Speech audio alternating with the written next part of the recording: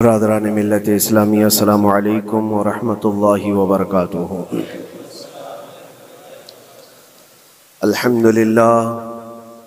अल्हम्दुलिल्लाहिल हन्नानिल mannan अल्लज़ी खलक़ल इंसान व अल्लमहुल बयान वस्सलातु वस्सलामु अला रसूलिही सय्यिदिल इंसी वल जान व अला आलिही व अस्हाबिही ज़विल खैरि वल इहसान अम्मा बअद फ़अऊज़ु बिल्लाहि मिनश शैतानिर रजीम बिस्मिल्लाहिर रहमानिर रहीम।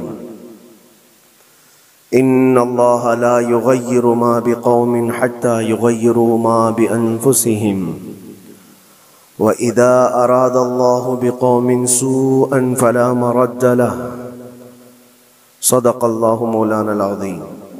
बारगाह रिसालत में आप सल्लल्लाहु अलैहि वसल्लम में दुरूद पाक का हदिया पेश करें। अल्लाहुम्मा सल्लि अला सय्यिदिना मुहम्मदिन मअदनिल जूदि वल करम व आलिहि व अस्हाबिहिल किराम व इब्निहिल करीम व बारिक व सल्लिम सलातन दाइमतन सरमदन अबदा। हालात ज़माना के एतबार से और हमारी हालतों के एतबार से एक बहुत ही उम्दा शेर है जो बिल्कुल सादिक आता है।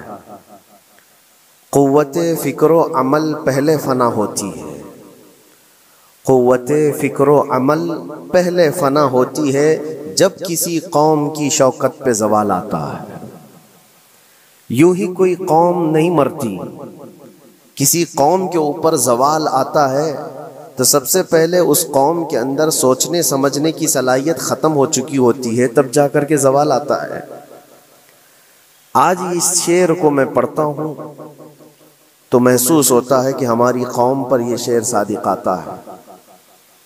क़ुव्वत फ़िक्र और अमल ये पहले रुखसत हो गई है जिसकी वजह से ये ज़वाल आ रहे हैं। लोग अब हादसों पर बैठ करके चर्चा करते हैं, हादसा होने से पहले जो फ़िक्र होनी चाहिए वो मफ़कूद है। घर जलने के बाद फिर मीटिंग करने का मतलब क्या है? उससे सेफ्टी के लिए पहले से इंतज़ामात हों तो उसको लायक व फायक और दानिशमंदी समझा जाएगा। आज के वही हालात है मेरे अजीजों। आपको पता है कुछ कौमें ऐसी हैं जो फ्यूचर प्लानिंग के लिए 100 साल के बाद का सोचती हैं, जबकि ये इस्लाम का हिस्सा था। नबी कौनैन सल्लल्लाहु अलैहि वसल्लम ने 1400 साल बाद होने वाली चीज़ों की पेशेनगोई फरमाई कि नहीं फरमाई? अल्लाह के नबी सल्लल्लाहु अलैहि वसल्लम ने 1000 साल बाद पैदा होने वाली चीज़ों को पहले से बताया था कि नहीं? ये सारी चीज़ें नबी आखिरुज़्ज़मान सल्लल्लाहु अलैहि वसल्लम ने जो बताया, मतलब यही था कि उस वक्त के लोगों को ज़रूरत तो नहीं थी उन हालात की, फिर भी हुजूर उनको बता रहे थे सहाबा को। आज जो चीज़ें पैदा होने वाली हैं वो रसूल पाक को पता था, 1000 साल बाद होने वाली चीज़ें, लेकिन उस वक्त के सहाबा को ये बातें क्यों बताई जा रही थी? उनके हालात तो उस वक्त के नहीं थे वैसे। उसके बावजूद नबी पाक सल्लल्लाहु अलैहि वसल्लम ने उनको 1000 साल बाद होने वाली चीज़ों की बातें इसलिए बताई कि ये दीन इस्लाम फ्यूचर प्लानिंग के लिए कितना एक्टिव है ये समझो। आगे के लिए इसलिए बताया गया कि सहाबा अपनी औलाद को और वो अपनी औलाद को, वो अपनी औलाद को ये बात मुंतकिल करते जाएं और आने वाले हादसों से पहले से जहन प्रिपेयर रहे, तैयार रहे। दज्जाल के फितने का जिक्र कितनी मर्तबा हदीस पाक में आया। उम्मत को नबी पाक सल्लल्लाहु अलैहि वसल्लम ने यूं ही नहीं छोड़ दिया। दज्जाल का फितना आएगा, याजूज माजूज का फितना आएगा, ये सारी चीजें बताई गई कि नहीं? हर मुसलमान तकरीबन जानता है आखिर जमाने में एक बहुत बड़ा फितना दज्जाल की सूरत में जाहिर होगा। तो ये बातें इतने 100 सालों से चल रही हैं कि जहन तैयार है उस फितने को कि अगर ऐसा फितना आया तो ईमान पर डटे रहना है, जमे रहना है। ये बात होती है आगे आने वाले हादसात से कौम को बाखबर रखना। आज जो हालात हैं, जब कभी कोई चीज लुट जाए तो सारे लोग सड़कों पर आ जाएंगे या फिर किसी नशिस्तगाह पर बैठ करके रात भर मीटिंग करके चले जाएंगे। यह हादसे होने के बाद के जो हालात हैं ये वही चीज़ें दर्शा रही हैं कि क़ुव्वत फ़िक्र अमल फना हो गई है। क़ियादत हमारे यहाँ मफ़क़ूद है, किसी एक कायद के तहत कोई सारी कौम आना नहीं चाहती। आप क्या समझते हैं कि जो हमारे साथ हालात पेश आ रहे हैं, कभी मस्जिदों को लेकर, कभी खानकाहों को लेकर, कभी बुजुर्गों के नाम को लेकर, अब हमारे वक्फ की जायदाद को लेकर, ये सारे जो मामलात हैं ये अचानक आने वाली चीज़ें नहीं हैं। भांप लिया गया है तुम्हारी पूरी तबीयत को, तुम्हारे मिजाज को, कि फ़िक्र अमल की कुव्वत इनकी ख़त्म हो चुकी है। इनको दो चंद चीज़ों में ही राज़ी किया जा सकता है। दुनिया ये समझ रही है, जिसकी वजह से खिलवाड़ पर खिलवाड़ होते चले जा रहे हैं, और उनको ये भी पता है कि ये कुछ ना कर सकेंगे। मेरे अजीजों, आप नाउम्मीद और मायूस ना हो कि हमसे कुछ नहीं होगा। अल्लाह करीम चाहे तो एक बंदे से भी पूरी धरती पर जलजला ला सकता है। अल्लाह करीम की ज़ात पर यकीन और तवक्कुल रखो। सरकार गरीब नवाज हिंदुस्तान आए थे तो बहुत बड़ी फौज लेकर नहीं आए थे, अल्लाह की ज़ात पर भरोसा करके आए थे, और 90 लाख लोगों के दिलों में चिराग इस्लाम जला दिया था। वो यकीन और तवक्कुल के साथ आए थे। आज लोगों के दिलों के अंदर जो मायूसी और नाउम्मीदी डाली जा रही है कि कुछ होगा नहीं, अभी कुछ करने से कुछ नहीं होगा, ये नाउम्मीदी और मायूसी तुम्हारी तबीयत में क्यों आई? क्या तुम्हारा रब तबारक व तआला की ज़ात पर यकीन कमज़ोर हो गया? अगर ये इस तरह की बीमारी आई है तो फिर बदर पढ़ लेना। जब रसूल पाक सल्लल्लाहु अलैहि वसल्लम के साथ वो सहाबा जा रहे थे, उनको अच्छी तरह पता था कि सामने आने वाली फौज कितनी ताकत लेकर आ रही है। 1000 लोग आ रहे हैं, हाथी घोड़े उनके पास, हथियार और असबाब उनके पास है, खाने पीने की मजे की सारी चीजें लेकर के आ रहे थे मक्का वाले, और इधर सहाबा नंगे पैर हैं। 313 के पास 4 घोड़े हैं, पैदल चले आ रहे हैं। छांव लेने के लिए कोई जगह तक नहीं है उनके पास। एक खजूर किसी के पास हो तो 10 लोग उस पर इक्तिफा कर लें। फाके पर फाका करने वाले वो सहाबा, लेकिन उन्होंने ये नहीं कहा कि अल्लाह के नबी सल्लल्लाहु अलैहि वसल्लम से कि हमारे पास असबाब की कमी है, हथियार की कमी है, कुछ नहीं, हमारे पास सवारी नहीं है। बगैर सवारी के 180 किलोमीटर मदीने से चल करके वो बदर पहुंचे थे, बदर तक पहुंचे थे। और उस वक्त अपनी सारी मेहनतें, अपनी सारी कुव्वतें उन्होंने जमीन पर लाकर रख दी।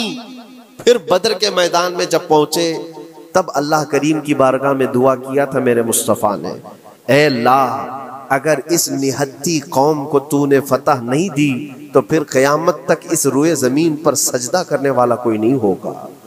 ये महबूबाना अंदाज था मेरे मुस्तफ़ा का। वो दुआ मदीने में बैठ करके भी तो कर सकते थे। 180 किलोमीटर दूर इतनी मुसीबत में धूप में चल करके जाने की क्या बात थी? नंगे पैर सहाबा गए हैं, फाके पर फाका किए हुए। वो मदीने में बैठकर दुआ करते तो क्या रहमतुल लिल आलमीन की दुआ कबूल नहीं होती? लेकिन मुस्तफ़ा करीम सल्लल्लाहु अलैहि वसल्लम ने ये मिजाज दिया है, पहले फिक्र अमल मैदान में लाओ, फिर दुआ करो, अल्लाह की मदद आती है। यहाँ हम बैठ करके यहीं से दुआ करते हैं, कुछ करना नहीं है, बदलना नहीं है, और फिक्र अमल को लाना नहीं है, तो फिर सिर्फ यहाँ बैठ करके दुआ करना, ये तो मेरे अजीजों औरतों को इससे जिम्मेदारी दी गई है कि तुम मैदान अमल में आ नहीं सकती, तुम अपने घरों से दुआ करो अपने भाइयों के लिए। लेकिन ये काम तो अब सारे मर्दों ने भी ले लिया है। बहरहाल कुव्वत फ़िक्र अमल पहले फना हो जाती है जब किसी कौम की शौकत पे ज़वाल आता है। आज ये जो सारे मामलात हम देख रहे हैं, इसकी एक ख़ास वजह मैं आपको बताना चाहता हूँ। आज से तकरीबन 8-9 साल पहले मेरा एक बयान भी रिकॉर्ड मौजूद है, काफ़ी दिनों तक वो चलता रहा।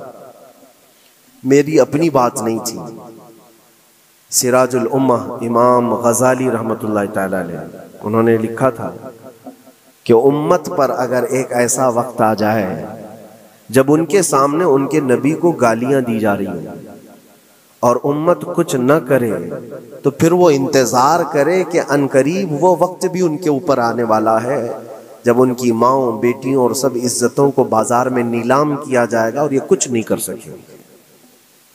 वो दिन आ जाएंगे। बेसिक वजह वहां से शुरू हुई कि लोग अपने ऐश और इशरत में कुछ कमी ना कर सके। बारगाह मुस्तफ़ा सल्लल्लाहु अलैहि वसल्लम की गुस्ताखियाँ खुलेआम होती रहीं और उस पर हम लोग जिस तरह के हालात देखते रहे। बहुत सारे लोग तो मुझको ये कहते थे, मुझसे ये कहते थे, क्या जरूरत है आपको बोलने की, हालात देख नहीं रहे आप? जालिमो, तुमको अगर कोई छोटी सी माँ की गाली दे दे तो तुम बिफर जाते हो और उसके ऊपर आसमान तोड़ने की बात करते हो। और हम अपने नबी पाक सल्लल्लाहु अलैहि वसल्लम से करोड़ों माओं से ज्यादा मोहब्बत करते हैं। उस रसूल पाक सल्लल्लाहु ताला अलैहि वसल्लम पर कोई भौंकता रहे और उसका जवाब न दो, तुम ये कहते हो मसलहत है, हालात ऐसे हैं ये। तो फिर अपना ये लिबास बदल देना चाहिए, अपना नाम बदल देना चाहिए। फिर इस दायरा इस्लाम में रह कर के मतलब क्या है? इसीलिए इकबाल ने 100 साल पहले एक मिजाज दिया था, ईमान है क्या चीज, इस्लाम है क्या चीज। तुम क्या समझते हो दाढ़ी टोपी और जुब्बे कुब्बे का नाम इस्लाम है? इस्लाम क्या है? इकबाल ने कहा था कि बारगाह मुस्तफ़ा सल्लल्लाहु ताला अलैहि वसल्लम के कदमों तक अपने आप को पहुंचा दो, यही दीन है, यही दीन है। गर्ब ऊना रसीदी तमाम अबू लहबीस, और अगर तुम वहां तक नहीं पहुंच सके तो जिंदगी अबू लहब की तरह। दीन ये है, आबरूए माँ जनाम मुस्तफ़ास्त, हम सब की इज्जत और आबरू हुजूर के नाम से जुड़ी हुई है, उनके नाम से जुड़ी हुई है हमारी इज्जत और आबरू। और तुम उस नाम की हिफाजत नहीं कर सकोगे तो आगे ये सब चीजें आने वाली हैं जो आ रही हैं। आज लोग आज वावेला मचा रहे हैं। ये बात याद रखना, शैतान कभी फजर की नमाज के लिए उठा नहीं सकता, और अगर उठा रहा है तो फिर उसका कोई मकसद है। शैतान और नमाज, आज सत्ता उनके पास है, ताकत उनके पास है, हुकूमत उनके पास है, डिपार्टमेंट उनके पास है, सब कुछ, जुडिशरी, हर चीज उनके पास हो। वो क्या कर रहे हैं उससे मुझे मतलब नहीं। मैं आपसे ये पूछना चाहता हूं, मुझे रहजनों से गरज नहीं, तेरी रहबरी का सवाल है। तुम खैर उम्मत हो, रसूल पाक की उम्मत में हो, तुम्हारी भूमिका जिसको कहा जाता है, तुम्हारी यहाँ पर जिंदगी के मामलात ये बहुत ज्यादा अहमियत के हामिल हैं। तुम कैसे बन सकते हो आज? इसीलिए कुरान पाक की आयत मैंने शुरू में तिलावत की। रब्बे जुल जलाल फरमाता है, इन्नल्लाह ला युगय्यिरु मा बिकौमिन हत्ता युगय्यिरु मा बिअनफुसिहिम, बेशक अल्लाह ताला उस वक्त तक किसी कौम की हालत नहीं बदलता जब तक वो कौम खुद अपनी हालत बदलने की कोशिश नहीं करती। जब तक अपनी हालत बदलना नहीं चाहते उस वक्त तक अल्लाह तबारक व तआला नहीं बदलेगा। व इज़ा अरादल्लाहु बिकौमिन सूअन फला मरद्द लहु, और अल्लाह ताला का ये जलाल भरा इरशाद तो सुनो, ये 13वें पारे की सूरह राअद की आयत है। अल्लाह करीम फरमाता है, और जब अल्लाह किसी कौम के साथ सख्ती का मामला करना चाहे, पकड़ करना चाहे, तो फिर कोई ताकत उसको टाल नहीं सकेगी। रब तबारक व तआला जब किसी कौम पर अजाब लाना चाहे तो कोई उसको टाल नहीं सकेगा। तो बदलो। इसीलिए अक्सर ये कहा जाता, मैं तो अपनी तकरीरों में जो चंद मुझे चीजें याद रहती हैं वो अर्ज किए देता हूँ, बाकी मुझे शेर व शायरी ज्यादा याद नहीं रहती, लेकिन जो दिल पे लगती हैं बातें वो जहन में महफूज हो जाती हैं। किसी शायर ने कहा था, जगह जगह के थक चुके हैं तुम्हें ये हंगामे, नशाते लज्जते ख्वाबे गिरां बदल डालो। क्या मतलब है? रोज एक एक हंगामा होता है, तुमको जगा रहा है, उठ जा ए मुसलमान, उठ जा। नशाते लज्जते ख्वाबे गिरां बदल डालो, लंबी नींद सोने की जो आदत पड़ी हुई है इस मजे को बदल डालो। गलत रवि से मनाजिल का बौद बढ़ता है, मुसाफिरों रविशे कारवां बदल डालो। शायर ने कहा है, इधर उधर की लय में चलते रहोगे तो मंजिल लंबी हो जाएगी।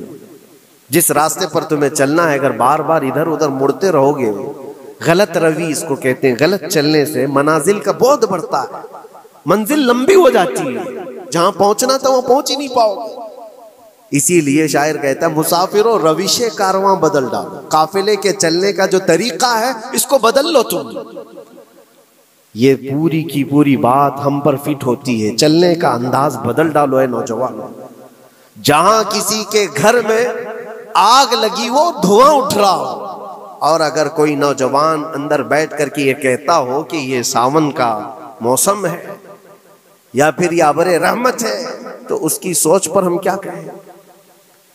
जहां आज पूरी कौम कसम पुरसी के आलम में हो, उम्मत मोहम्मदिया के ये हालात आज देख रहे हैं, रोजाना देख रहे हैं। तुम शेयर तो करते हो, हर जगह शेयर करते हो, और सारे रील्स पर तुम जो देखते हो वो हंगामे रोज, सिर्फ हिंदुस्तान के नहीं पूरी दुनिया भर के फिलिस्तीन के मजलूम बच्चों की लाशें देखते हो और शेयर करके आगे बढ़ जाते हो। उनकी चीखें, उनके दाग के मलबे, उनका ढेर, उनके तबाह बर्बाद घर, एक एक कब्र में 80 लोगों की लाशें, ये सब क्या तुम नहीं देखते? शेयर करके आगे बढ़ जाते हो। यही तो हंगामे हैं जो तुम्हें दगा रहे हैं। जगह जगह के थक चुके हैं तुम्हें ये हंगामे खुद ही थक गए। ये उठता नहीं है, उठता नहीं है। एक दौर वो था 100 साल पहले का, जब यहां पर मौजूद अंग्रेज इस कौम को देखकर ये कहने पर मजबूर हो गया था, ये फाका कश मौत से डरता नहीं, जरा भूखों पर भूखा रहता है लेकिन मौत से डरता नहीं। रूह मोहम्मदी इसके बदन से निकाल दो, और रूह मोहम्मदी इनके बदन में थी। अंग्रेज थरथराते थे, इस कौम का कोई जवाब ही नहीं है। सबसे ज्यादा अगर किसी चीज से डराया जा सकता है तो मौत से, और ये कौम ऐसी है कफन तो अपने कंधे पर लेकर घूमती है, जहां मौत आ जाए सो जाए। ये फाका कश मौत से डरता नहीं जरा, रूह मोहम्मदी इसके बदन से निकाल दो। ये किसकी बात थी? अंग्रेजों की बात थी। और आज हालात बदल गए हैं। सारा का सारा जमाना तुम पर आज भूखे भेड़िया की तरह झपट पड़ा हुआ है। और इन हालात में मैं आपसे सवाल करता हूं, एक तरफ तेज आंधियां चल रही, एक तरफ घर के अंदर आग लगी हुई, एक तरफ भूख और प्यास की शिद्दत सता रही है, एक तरफ तुम्हारे भाई बहनों की बीमारियां सता रही हैं। जब इतने सारे मामलात हो तो ऐ नौजवानों बताओ तुम क्या करोगे उस वक्त? रात भर बैठकर गेम खेलोगे? क्या ये गेम खेलने का वक्त है? उस नौजवान पर क्या ये अफसोस नहीं होता कि उसके पूरी उम्मत के हालात ऐसे हैं कि बच्चों की चीखें निकल रही हैं और इसको पबजी से फुर्सत नहीं है, रील बनाने से फुर्सत नहीं है, ये मुजरे करता हुआ घूम रहा है। मस्जिदें वीरान क्यों है, खाली क्यों है? तुमने मस्जिदों को वीरान रखा तो मस्जिदें तबाह होने शुरू हो गई, दूसरों की नजर होने लग गई और इस पर लोगों की गलत नजरें पड़ने लग गई। आ जाओ ऐ मुसलमानों, मेरे मुस्तफ़ा करीम सल्लल्लाहु तआला अलैहि वसल्लम की हिदायत पर एक बात चैलेंज के साथ कहता हूं, तुम्हारा नाम अगर नबी पाक सल्लल्लाहु अलैहि वसल्लम के नाम से जुड़ा है तो ये चैलेंज के साथ मैं कहता हूं, इस रहती दुनिया में तुम्हें पूरी ताकतें मिलकर वो इज्जत नहीं दे सकती जो मेरे मुस्तफा के कदमों की वाबस्तगी देगी। कोई तुम्हें इज्जत नहीं दे सकता। तुम्हें वहीं आना पड़ेगा, उसी पॉइंट पर आना पड़ेगा जहां पहुंच करके खालिद बिन वलीद ने इज्जत पाई थी। उसी नुक्ते पर आकर जमा हो जाओ जहां उमर पहुंचे थे तो फारूक आजम बन गए थे। उसी नुक्ते पर आ जाओ जहां अली पहुंचे थे तो हैदर कर्रार बने थे। हर एक को इज्जत उसी बारगाह से मिली है। और जो कुछ भी मामलात हो रहे हैं उसकी एक वजह यही है, नामूसे रिसालत पर तुमने हल्केपन का इजहार किया तो फिर हमारे सारे मसले दांव पे लग जाएंगे, सारे मसले।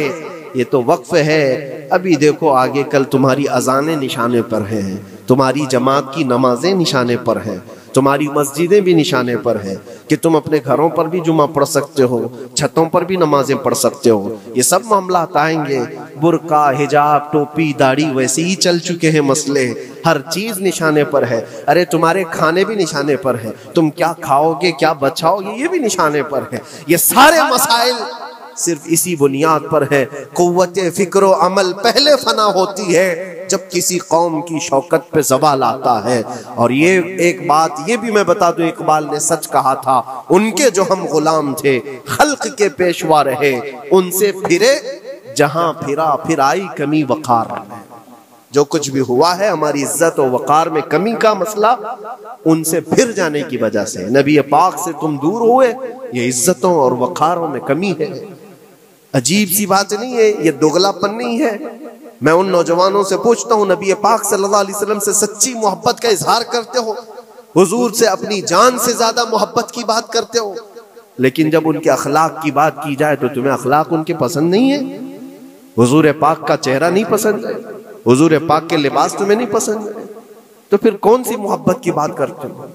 अल्लाह के रसूल सल्लल्लाहु ताला अलैहि वसल्लम से तुम बेइंतहा मोहब्बत की बात करते हो, फिर वो मोहब्बत का तकाजा ये है कि तुम्हारी जाहिरी जिंदगी में भी तो नजर आए कुछ।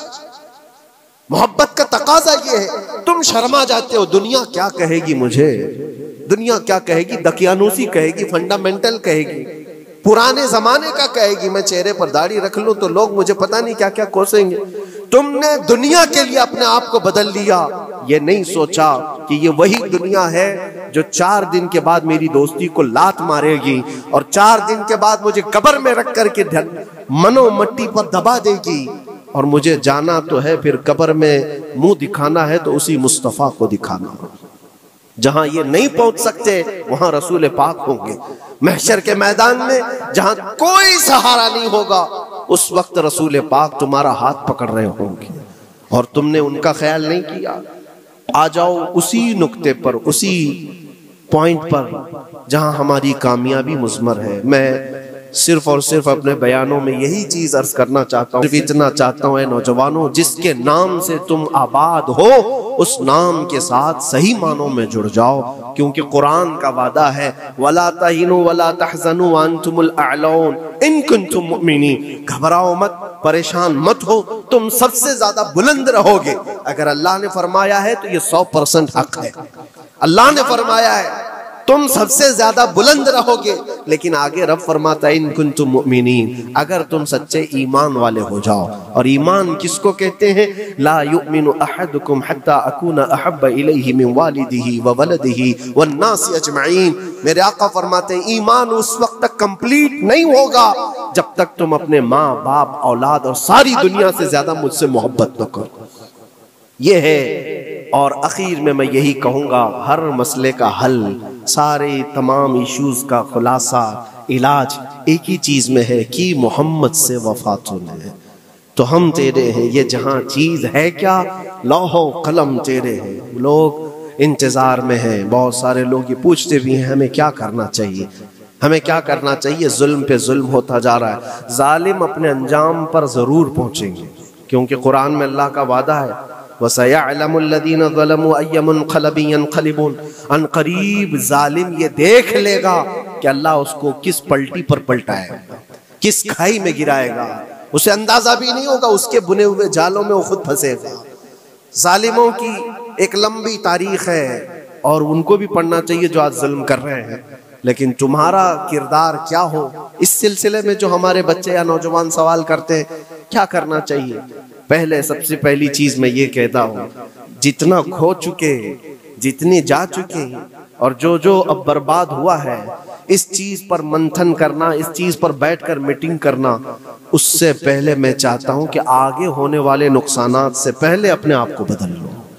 आगे जो बड़े हादसात आने वाले हैं, आगे जो बड़ी आंधियां आने वाली हैं, उससे पहले अपने दरवाजे ठीक कर लो, अपनी जिंदगियां सुधार लो। जो हो गया अभी, ये नुकसान तो बहुत बड़ा नुकसान है उम्मत का। जो कुछ भी हुआ है, मस्जिदें, माबदें, खानकाहें, मज़ारात, औलिया की ज़ात, बुजुर्गों के नाम, कुरान, इस्लाम, दीन, ये सारी चीज़ों पर जो जो हमले हुए, लेकिन आगे चल करके तुम्हारे वजूद पर सवाल होगा, तुम्हारी नस्लों पर सवाल होगा, तुम्हारे इल्मे दीन पर सवाल, तुम्हारी मेहराब पर, तुम्हारे मिंबर पर। कल को देखना ये आज़ादी भी खत्म कर ली जाएगी, मिंबर से कोई खुले आम बोल भी नहीं सकेगा। ये आज जो हम बयान कर रहे हैं, आगे चल करके देखना ये आवाजें भी बंद कर दी जाएंगी कि खुले आम कोई मौलवी बोल ना सके, जो हम चाहें वही बोले। मेरे अजीजों, उस वक्त के उन हादिसों से बचने के लिए मैं कहता हूं, अभी अपने आप को बदल लो। मुसाफिरों, रविशे कारवां बदल डालो। उठो वगर न हश्र न होगा फिर कभी, दौड़ो के जमाना चाल अपनी चल गया। अल्लाह करीम हम सब की कुव्वत फिक्र अमल फिर से अता फरमाए। रब तबारक व तआला हमारे इत्तिहाद और इत्तेफाक नसीब फरमाए। रब तबारक व तआला दामन मुस्तफ़ा में सारे मुसलमानों को जमा होने की तौफीक अता फरमाए। गुंबद खजरा की छाँव में मौला हमें इज्जत व वक़ार अता फरमाए। रब तबारक व तआला जालिमों को जल्द उनके ठिकाने पर पहुँचा दे।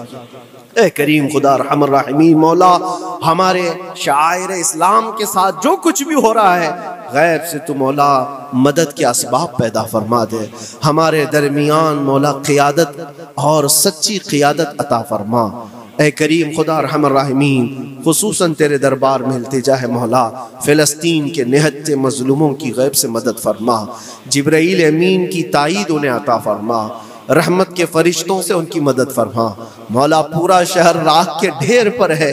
ए करीम खुदा खुशियाँ देखे उन्हें ज़माना बीत गया। मौला उनके घरों में खुशियाँ अता फरमा।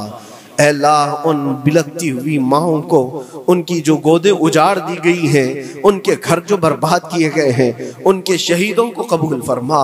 उनके ज़ख्मों को मौला तू शिफा अता फरमा।